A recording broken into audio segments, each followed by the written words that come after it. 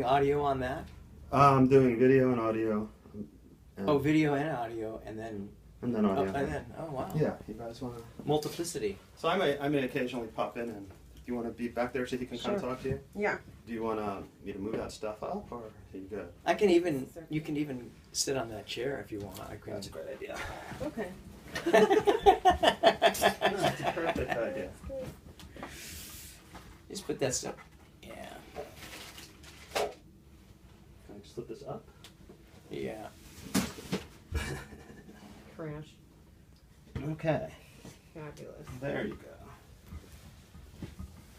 go. Okay. Okay. I don't promise I won't occasionally pop in to say anything, but I'll be out. Oh, I know. I don't think you could be silent. I could. She's really smart and good. Okay, so I figure we've just got kind of a general outline of questions, so, but I think I'd rather have like a more organic conversation also, so it's just how it goes. Mm-hmm. I think we can start with, maybe you could just say, like, when you think, like, your name and, like, your, what your expertise is as far as, just, like, a little bit about yourself as far as, like, the body is concerned and kind of where your knowledge lies. Mm-hmm.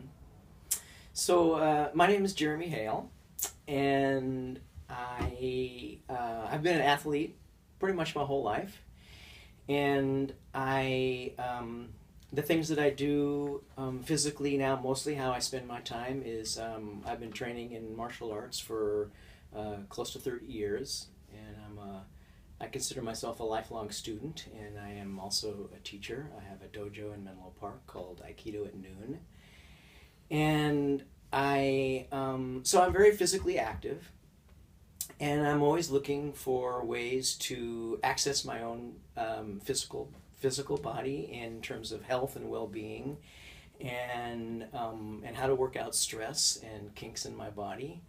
And so I've done yoga for many years and stretching, and as we had talked earlier, I've over the years I've kind of evolved my own practice of what I call personal yoga or personal stretching, and my body tells me where it has stress and where I'm holding things, and so I look to access places in my body where I need work, and generally that work tends to be very, very small. Years ago, my work seemed like it was really, really big and grandiose, and a lot of push and pull, and a lot of, no pain, no gain, that kind of an approach.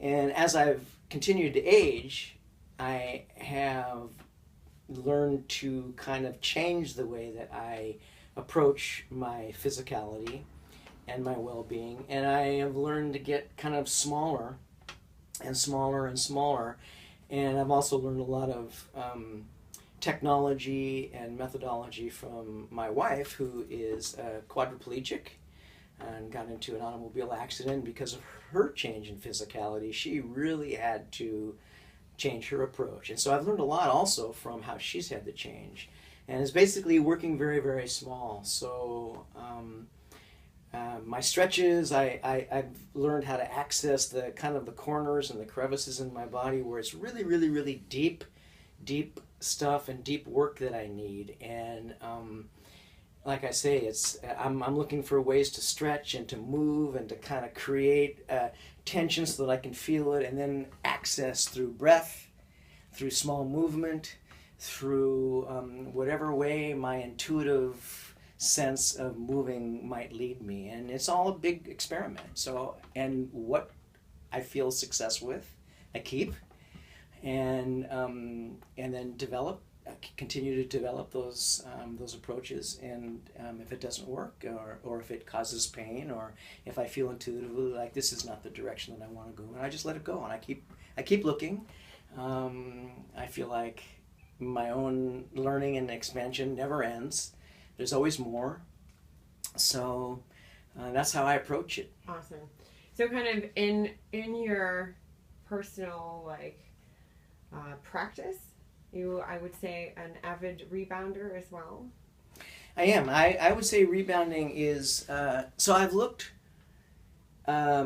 for methodology that is really easy, I don't have to go someplace to do it. So I'm always looking for, can I do it in my yard? Can I do it in my room? Can I do it on a chair? Can I do it on the floor? Can I make it simple? Yeah. So, part of my practice has been, I'm always interested in looking for things to functional, practical, easy. It's easy to also duplicate for not only me, but for anybody else that might want to use it. It's all very, very practical. Yeah. So when did you discover rebounding? I discovered rebounding from my good friend and partner Jordan Gruber, who became an avid rebounder. Mm-hmm. And because he was so passionate about it, of course, that it led me to take a closer look at it. And I saw the possibility of it. There was something about it that I liked. And, I bounced around on some of his rebounders. And at one point I decided, okay, I think that I could explore this. So I got a rebounder. How many years ago would you say we've been? Maybe, I don't know, 4 or 5. Nice. Something like that. Yeah. Yeah.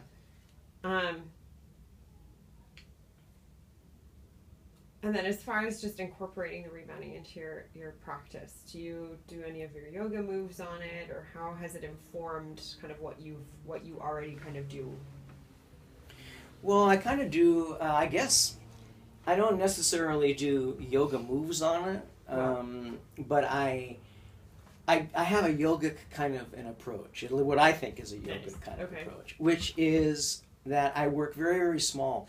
When I first started on the rebounder, you said that I'm interested to see what that looks like. So I didn't even leave the surface of the mat on the surface. I wasn't looking to get air, although it's really easy to air. It's just all kind of weight related and gravity fed, so it's really easy to do that. And I do that, but I also found that small movements and just using my weight to push down on the surface of the rebounder and come up, not to catch air, but to create that. It's almost like a masseuse's hands on me going, like that kind of work, the kneading, the kind of just even a gravity fed, if I just put my elbow in the corner of your neck and not really lean on it, but just let the weight of my elbow be there, between you and I meeting in that place, things can happen. So I sort of applied that idea to the rebounder, and I used the up and down motion, kind of like every time I came down, I felt like somebody's hands were kneading the corners and the areas of my body where I felt that I really, really needed deep work, which is mostly for me deep down in my hips. And I think deep, a lot of people can both for those sure. spots are like spots for a lot of people. Right. And for a good part of my life, I just ignored them and I just kind of worked around them. But this has kind of like been part of the work, which I really want to find a way to get in there. And so also in the corners in my neck where I get tight and tend to hold tension, that up and down motion, I can use it. I can put my awareness into those places and use that up and down motion each time I'm coming up and down as a way to access and kind of work in those areas. And I love it. It's actually, I've had great success with it. And when I feel like doing something a little bit more robust and it requires a little bit more work, it's easy to do. I can lift my knees higher. I can incorporate much more movement. I can hold weights in my hands. I've seen Jordan use all kinds of different things that he's evolved in his practice that are really great. So. Yeah. So the other thing is that I'm really glad to be able to. A rebounder takes up a very small amount of space, and I can put it pretty much anywhere in my yard or in my house. And since I'm not reaching the roof, it's really easy to do that kind of work. And also, I used to run, but I don't run anymore because of the impact. Right. And but I can get that same kind of feeling with really, really soft impact, and there's nothing like a rebounder for that. It's just, it's amazing how it can duplicate that, but in a really, really soft way. So it's just kind of, however, my imagination, wherever it might lead me to try and connect with that tool. I love it. So, what have you found to be the benefits? So, for like physical, mental, if you experience any spiritual benefits? Well, so the physical. So, is it working? Yes, it does work, and I wouldn't do it. Right. But I find myself going through cycles with it. Like sometimes I'm using it a lot. For example, when I had shoulder surgery, I didn't use it for a while because my shoulder hurt so much as it came out of surgery, that just that up and down motion, it just put stress on it that didn't seem to be what I needed at the moment. So I stopped rebounding during that period of time, and I started again a couple 3 months ago to basically help rehab my shoulder. And then also get into my practice of movement, and I get aerobic benefits from it. Especially, I can ramp up or ramp down the level of intensity that I want to put into it. So there's always that aspect of it to it. And one of the things that I love about it is it's always balance and core for me. So I really like using it where I can see an image of myself, whether it's in a mirror or in a picture frame, where I usually balance. There's a picture frame in front of me, and I always see my reflection in that picture frame. And I can see my body alignment as I'm moving up and down on the rebounder. And I love that aspect of it because I'm always looking as to my own body alignment so that I don't put myself into weird positions. It's really easy to do that.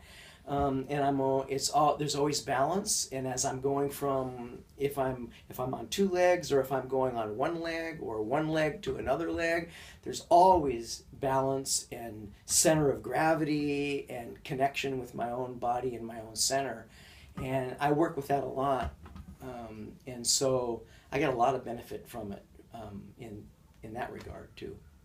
So you like the mental, mental body kind of connection grows stronger. Definitely. Yeah. Yes. Yeah, definitely. And there's that spirit, you mentioned spiritual too, the spiritual aspect of it. Whenever I work on mind-body connection, there's a spiritual aspect to it, whether I think about it or not, because I have a spiritual relationship with my physicality, and my own sense of being in my body is a mysterious spiritual relationship. So that kind of work is always kind of cosmic, and it kind of works in those areas. And I like to bring that the breath practice, the positivity, the optimism, the imagining health and well-being with each breath. Those are all ways that you can use and play with breath to enhance physical well-being. And I use everything that I possibly can. So, So you're of course familiar with the state as known as flow. Everybody, athletes, painters, can kind of describe that state where you're just kind of ultimately connected in the process of things. Have you experienced flow Oh, definitely. during rebounding? Oh, yeah, sure. Every time I move, eventually, if I let go enough and I'm not so much trying to, but I'm just involved in the movement and immerse myself in the movement, I hit flow, whatever that is for me. Which is just a mind, it's mindful, but it's also mindless. It's just being in the movement, feeling the movement. I'm not thinking about it, but just letting it take me over. And I love that connection, actually. That's when some of my best work happens, because I can move the energy around anywhere in my body when I'm in that place. Definitely. Okay, well, what would you tell somebody who's thinking about starting a rebounding practice? Well, what I would tell somebody who was starting a rebounding practice is to, I think it's good to know, I mean, there's so many different ways you can approach it. I think that as long as it's safe and you approach it intelligently, I think that it's going to have a positive effect. My experience is, just based on myself, is that most of us are trained to approach things kind of front on, confronting, hard. There's nothing soft, nothing subtle about it. It's like bam. And I don't think this is where that work shines the best, although it's fine. If you want to you can get as aggressive on it as you want, and you can get benefit from it. I think, as I was saying, if you wanted to do really tough aerobic workouts and all that kind of stuff, no problem. But I think that where the rebounder really is something that is unusual as a piece of equipment, or unique as a piece of equipment, is that you can approach it very, very, like in a small way. You don't have to come at it really aggressively, and you can start very small. And I think most people quit. And again, this is just based, I can only speak from my own experience, but I've quit so many practices because I started them too hard. And they hurt, right? And I didn't like that. So there was no part of it going, oh wow, I can't wait to do that again. It was more like, ugh, Yeah. And so I never got to the place where I really experienced the incredible benefit that I could get from it, because I wanted too much too fast. And I think that's how we are wired in Western culture. At least, again, I can speak for myself. It's get rich quick, get biceps quick, get this quick, get that quick. It's like, I'll spend this much time, but if I don't get results quick, I'm out of here. Mm-hmm. This is not that kind of a practice. It's like, I think as we age and we get smarter, that again, for myself. Thursday, 2/17. End of messages. Well, I think we're gonna. It'll. Yeah. It'll stop. Forgot about that. Sorry. In fact, I can probably. Well, I'm gonna be in here in another 5 minutes. We're good. So, we were talking about what? About how, if you, well, the last thing you said Do I was, have the approach?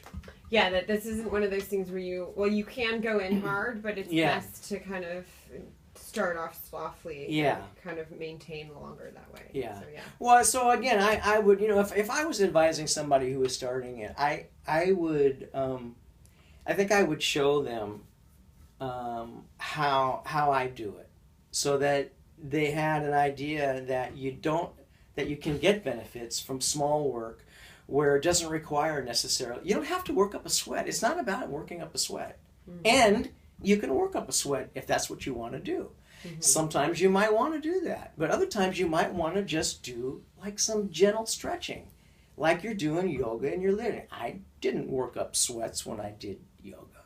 It was a very, very soft, easy flow. Now yoga has changed. Now they do it in, you can do 108 degrees or 103 degrees, or it's all like fast, it's like aggressive kind of thing. That's not the yoga of my experience. The yoga that I was always attracted to and do is a much more contemplative, slow, breath-related practice, not about trying to like get strong. It's trying to access my physicality and make it's union, right? So a rebounder is great for union.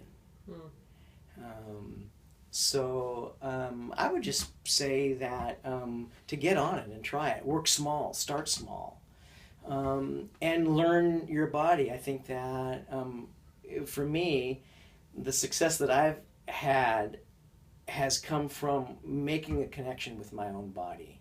It's not just trying to do a form. Oh, I'm doing jumping jacks, and if I do enough of them, my shoulders will get strong. Yeah, probably true. But I found better success that I go, wow, I have areas that I have been carrying that have been stressed out for so long that I wouldn't even know if they weren't there. How do I get into? I would like to access those areas and make changes in my physical body that I've never been able to do before. Mm-hmm. Although yoga helps. Yoga does help, sure. And all that takes discipline. Of course, you have to really want to put in the time. So I think that's another aspect of physical well-being is you have to imagine it, which takes time. Right. Even when you're not doing it, imagining health and well-being and bringing that into our physicality and our mental awareness. Yeah. Well, I think lastly, like one quick thing. What would you recommend rebounding as like a rehabilitation practice for injuries? Yes, absolutely. If it's approached the right way. Yeah. I think there's a specific way to use rebounding. And again, this is technology that I think that it's going to continue to develop. Right. People are going to find approaches from their own practice. They go, oh my God, well, Jordan never did that. Or, because we're all different. Right. So we find ways that fit ourselves.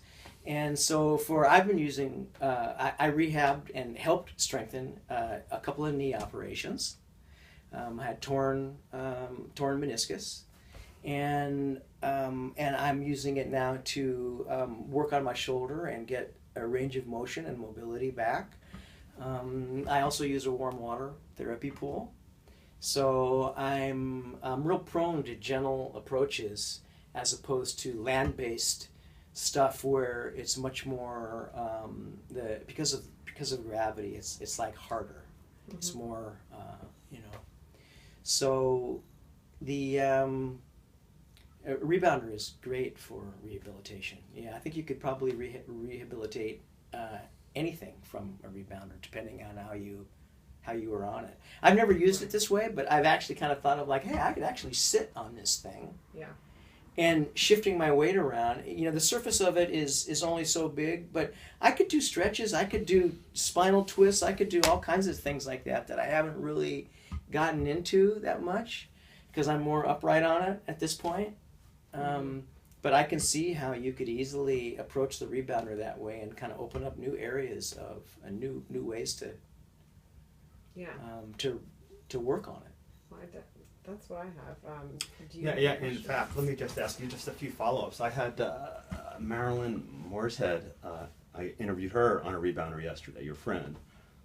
She's a Facebook friend of yours at least. But anyway, She was immediately doing yoga stretches and things that I'd never seen. And she was look, because your weight is unbalanced and different. So she was doing that very thing you were just talking about. That was where sitting on the surface. Yeah, that's where she went first. She said, well, you should do sitting, and she was doing this stuff and then kneeling. So just a few wrap-up questions about how old are you now, Jeramy? I'm 68. I'll be 69 in about 3 or 4 months. Great. And when you first started bouncing, you tried it a couple of times, and the idea of starting small, as you were saying, working small, certainly on the physical stuff and certainly on how much time you do to get going at first on a rebounder, but there must have been some kind of like crossover threshold for you of time or experience when bouncing when you got really interested. Do you remember how that happened or what that was like? I absolutely remember how that happened. When I first started doing it, I kind of think I followed a more traditional approach. And it didn't take. Right. So a little bit of that, I kind of thought, well, okay, this is cool, but it didn't really work. It didn't really beckon me to, I really want to do this every day, or I really want to like incorporate this and make it a part of what I do.